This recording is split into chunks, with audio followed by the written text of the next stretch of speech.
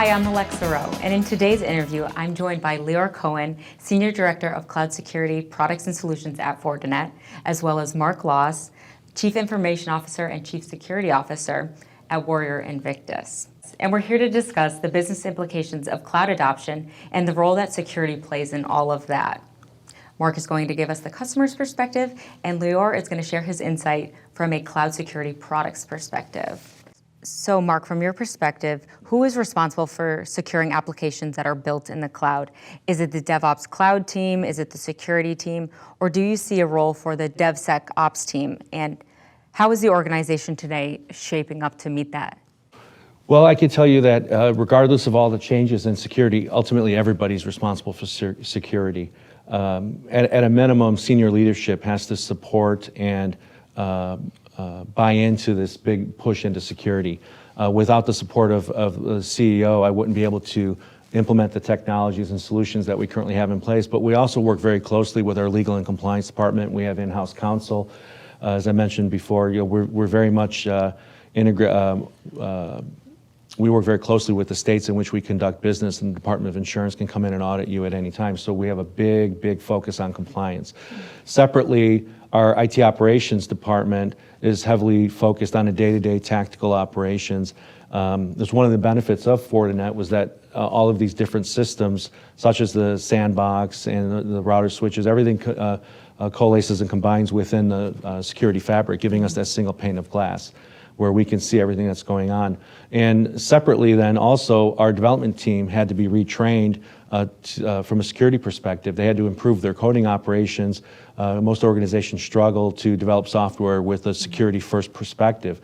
So there's a technical, operational element that we're responsible for. There's a development part of it, and then there's also the executive leadership part in compliance. Lior, are you seeing some sort of special demand or need from customers asking for assistance to help address these shifts in security? Share with us what you're...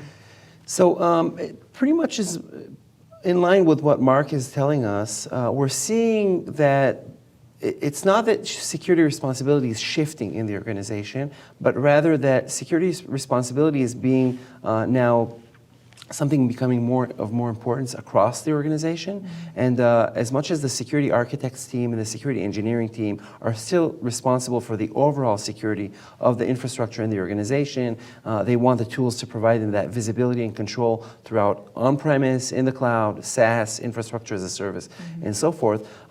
Security is something that's also starting to get integrated into the overall DevOps cycle, the continuous integration, continuous development cycle, pipelines of modern applications, and the tools and the hooks to be able to integrate security into those processes and overall operation are also becoming essential. So yes, security remains top of mind from a CISO, security architect, security engineering standpoint, and they need the tools to provide them that comprehensive visibility and control throughout the infrastructure.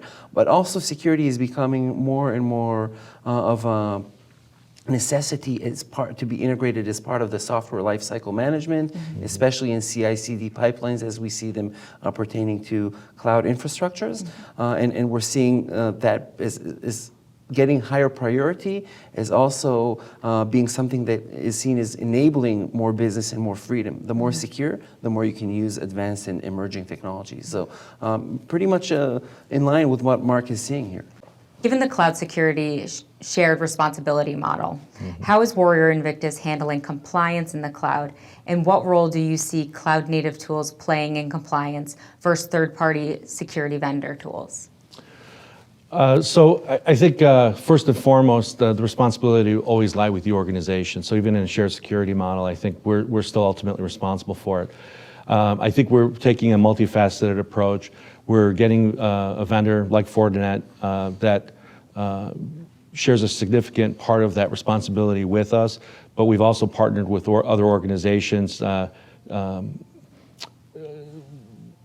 think the adage or the question that's frequently is asked is, who's watching the gatekeepers. So while IT is responsible for that, we have to bring in a trusted third party to also verify that IT is doing their job, but also that our vendors and partners. So we bring in other partners to vet and validate what we're doing.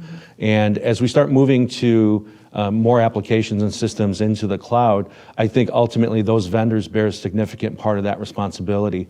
But they're also responding as well. For example, we're moving a lot of our new system development into Azure, and while our health products aren't moving there yet, when we move our medical-related items there and HIPAA compliance becomes a big focus, Microsoft does provide exclusions for HIPAA, and they actually do, all the big partners today, they are responsive, and they do acknowledge that compliance is a big issue for all organizations. So they share some of that responsibility, and they've also made modifications on how they deliver cloud services as well.